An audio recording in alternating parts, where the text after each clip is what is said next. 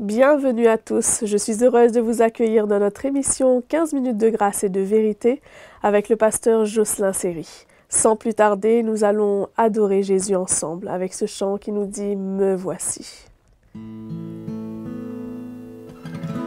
Être un instrument pour toi, comme de l'argile entre tes mains. Être un instrument pour toi, comme de l'argile entre tes mains. Être un instrument pour toi, comme de l'argile entre tes mains. Être un instrument pour toi, comme de l'argile entre tes mains. Me voici à nouveau devant toi. Me voici à nouveau brisé. Me voici à nouveau au pied de cette croix. J'abandonne ma vie entre tes mains. Me voici à nouveau devant toi. Me voici à nouveau brisé. Me voici à nouveau au pied de cette croix. J'abandonne ma vie entre tes mains.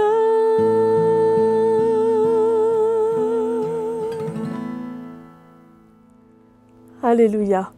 Je vous laisse maintenant écouter la parole de Dieu avec le pasteur Jocelyn Seri. Bienvenue à vous tous les frères et sœurs, heureux de vous retrouver aujourd'hui encore pour cette session de 15 minutes de grâce et de vérité avec la participation joyeuse de Maëva que nous remercions.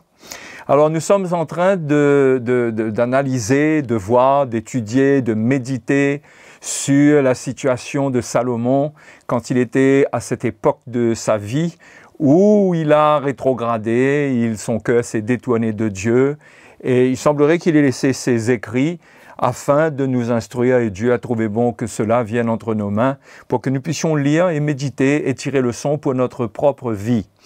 La dernière fois, nous avons vu comment il est dangereux de mélanger la sagesse avec la folie. On se souvient que Salomon même a dit, Ecclésiaste chapitre 10, c'est le verset 1, « Les mouches mortes infectent et font fermenter l'huile du parfumeur.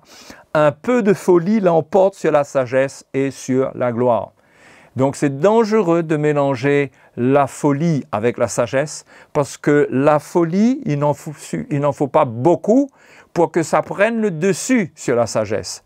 Moi, ça me rappelle un peu l'arbre de la connaissance du bien et du mal. On ne peut pas manger de ce fruit sans être intoxiqué, même si cela contient le bien. Mais le bien lui-même devient toxique quand il se mélange au mal. Et c'est comme ça que toute l'humanité est tombée après que Ève ait mangé de ce fruit. Alors, il nous faut comprendre que Salomon est arrivé dans cette situation de cœur détourné de Dieu, d'éloignement du Seigneur, parce qu'il a laissé la folie entrer et se mélanger à la sagesse qu'il avait reçue de Dieu. Parce qu'il avait reçu une sagesse extraordinaire. La parole de Dieu nous raconte cette première expérience qu'il a eue et comment il a pu départager entre les deux prostituées concernant leur enfant. L'une disait que c'est mon enfant et l'autre disait non, c'est mon enfant, etc. Enfin, vous trouverez l'histoire dans la parole de Dieu. Je crois que c'est dans 1 Roi chapitre 4 ou quelque chose comme ça. Mais c'est extraordinaire de voir la sagesse qu'il a eue pour trouver la solution et savoir à qui appartenait l'enfant. Et donc Dieu avait donné cette sagesse extraordinaire pour les situations de la vie.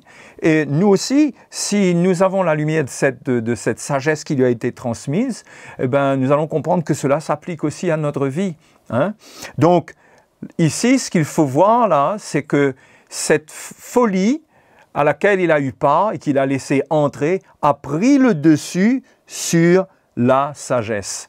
Et cela l'a entraîné donc loin du Seigneur. Et cet éloignement, on peut avoir une petite indication dès le début du ministère de Salomon d'un point faible qui était là et qui était comme un début de cancer. Et ça se trouve dans 1 Roi chapitre 3. On voit que Salomon va faire quelque chose que la loi interdisait. Hein? La Bible nous dit ici, Salomon, et ça c'est juste avant que Dieu lui apparaisse dans un songe et qu'il reçoive la promesse de Dieu, qu'il aura une grande sagesse. Alors la Bible nous dit ici, 1 Roi chapitre 3 et au verset 1, Salomon s'allia par mariage avec Pharaon, roi d'Égypte. Il prit pour femme la fille de Pharaon et il l'amena dans la ville de David jusqu'à ce qu'il eût achevé de bâtir sa maison, la maison de l'Éternel et le mur d'enceinte de Jérusalem. Donc là, c'est déjà un premier faux pas, et peut-être que c'était par nécessité d'alliance que Salomon a pris cette fille, qui était la fille de Pharaon, pour l'épouser. C'était pour des raisons d'alliance, c'était comme une formalité, afin d'avoir la paix avec Pharaon et de trouver auprès de lui un allié plutôt qu'un ennemi. Mais il faut comprendre que cela a peut-être était le début de quelque chose qui s'est passé dans la chair de Salomon. Il a commencé à avoir une relation avec une femme étrangère et cela n'était pas dans le plan de Dieu que cela se passe ainsi. Mais Salomon a eu le temps de se lancer dans cette décision avant même qu'il reçoive cette sagesse de la part de Dieu. Peut-être que s'il l'avait eu, il n'aurait pas fait cela. Hein? Mais il l'avait fait et quand Dieu lui apparaît, Dieu lui dit « Qu'est-ce que tu veux que je te donne ?» et il demande de la sagesse. Effectivement, sans expérience, il a pris cette décision de faire alliance avec Pharaon de cette manière, sans tenir compte de ce que la loi disait. Hein? Et ça a été une erreur, parce que non seulement c'était une désobéissance à la loi, mais en plus, ça allait introduire une femme dans sa vie qui n'était pas dans le plan de Dieu et qui allait susciter certaines choses charnelles, mondaines dans sa vie. Et c'est comme ça que ça a peut-être été le début de plus grands péchés, hein, où il s'est lancé dans un style de vie d'avoir des femmes, et cela a peut-être même sûrement amorcé la convoitise en lui, et là il a eu le désir d'avoir d'autres femmes et beaucoup plus de femmes. Hein. Moi je pense que quand on met un petit peu de levain, comme l'apôtre Paul le dit, dans la pâte, eh bien cela fait lever toute la pâte, et on ne sait pas jusqu'où cette pâte va s'enfler. Hein? On ne sait pas jusqu'où le péché va aller. Eh bien, chez Salomon, ça a pris une dimension extraordinaire, puisque il s'est retrouvé avec des désirs insatiables, et il avait une multitude de femmes. Au total, il avait pris près de 1000 femmes. C'est incroyable. Et la Bible nous dit, dans 1 Roi chapitre 11, la parole de Dieu nous en parle, 1 Roi chapitre 11, verset 1, le roi Salomon aima beaucoup de femmes étrangères. Autre, la fille de Pharaon. Vous voyez, il y a eu la fille de Pharaon en premier, et ça a été le début d'une longue série. Des Moabites, des Ammonites, des Édomites, des Sidoniennes, des Étiennes, appartenant aux nations dont l'Éternel avait dit aux enfants d'Israël, « Vous n'irez point chez elles, et elles ne viendront point chez vous. » Or, le premier geste qu'il a fait, c'était de prendre la fille de Pharaon et de l'emmener à Jérusalem. Elle tournerait certainement vos cœurs du côté de leur Dieu. Vous voyez, le Seigneur, il ne dit pas car il arrivera peut-être que votre cœur se détourne et se tourne vers leur Dieu. Il dit, elle tournerait, ces femmes étrangères tourneraient certainement vos cœurs du côté de leur Dieu. Vous voyez, quand Dieu parle, c'est sérieux. On ne peut pas venir avec notre sagesse, notre approximation, et nous-mêmes venir pour dire, oui, mais c'est pas obligé, c'est pas obligatoire. Nous devons l'apprendre, nous devons prendre la parole de Dieu avec beaucoup de sérieux, et Salomon a commencé à faillir à ce niveau. Ce fut à ces nations que s'attacha Salomon, entraîné par l'amour. Il eut 700 princesses pour femmes et 300 concubines, et ces femmes détournèrent son cœur. À l'époque de la vieillesse de Salomon, ces femmes inclinèrent son cœur vers d'autres dieux, et son cœur ne fut point tout entier à l'Éternel, son Dieu, comme l'avait été le cœur de David, son père. Et c'est extraordinaire parce que regardez la liste d'idolâtrie. Salomon alla après Astarté, divinité des Sidoniens, et après Milcom, l'abomination des Ammonites. Et Salomon fit ce qui est mal aux yeux de l'Éternel, et il ne suivit point pleinement l'Éternel comme David, son père. Vous voyez, quand Dieu nous avertit, il faut tenir compte des avertissements du Seigneur. Et ces écrits sont là pour notre instruction, pour nous avertir, parce que ce sont des choses que nous pouvons voir à notre niveau dans notre vie. Ce que la parole de Dieu nous dit concernant les femmes étrangères ou concernant le monde, l'esprit du monde, c'est la même chose. Cela vient détourner notre cœur. Nous sommes entraînés par l'amour de ces choses et cela détourne notre cœur du Seigneur. Hein? Est-ce que l'apôtre Jean ne nous a pas avertis en nous disant dans 1 Jean chapitre 2 versets 15 à 16 « N'aimez point le monde ni les choses qui sont dans le monde. Si quelqu'un aime le monde, l'amour du Père n'est point en lui. » Donc on voit bien que si on aime le monde, Salomon a été entraîné par l'amour. Hein? C'était pas en premier par la convoitise, mais c'était par l'amour. Il s'est attaché à des femmes. Et c'est comme ça, cela nous parle de l'esprit du monde dans lequel, ou avec lequel, nous pouvons tomber dans l'adultère. L'adultère dont Jacques parle quand nous sommes amis du monde, quand nous aimons le monde. Il y a un adultère. Et Salomon s'est détourné de Dieu à cause de l'amour qu'il a eu pour des femmes, et vu cet amour et l'emprise que ces femmes ont eu sur lui, il a été entraîné à cause de cela vers les idoles de ces femmes. Hein? Et pour nous, c'est la même chose, les frères et les sœurs. Il faut bien regarder la parole de Dieu et tirer les bonnes instructions.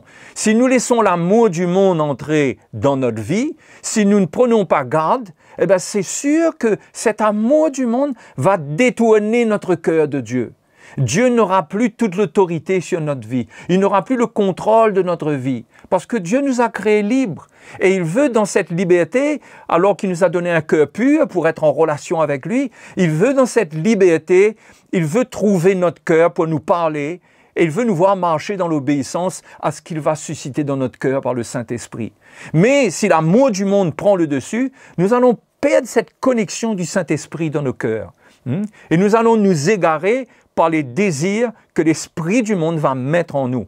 Et nous n'allons plus entendre de Dieu. Nous allons être pris dans les passions du monde, dans l'amour du monde, et nous allons être entraînés vers les idoles, vers l'idolâtrie du monde. Le même apôtre Jean, et ce n'est pas par hasard, le même apôtre Jean au chapitre 5 et au verset 21, il vient dire à la fin, il dit « Petits enfants, gardez-vous des idoles ». Voyez? Et ça, c'est la conclusion de l'apôtre Jean dans sa première épître. Si on laisse l'amour du monde, on laisse le monde gagner notre cœur, cela nous conduira vers les idoles.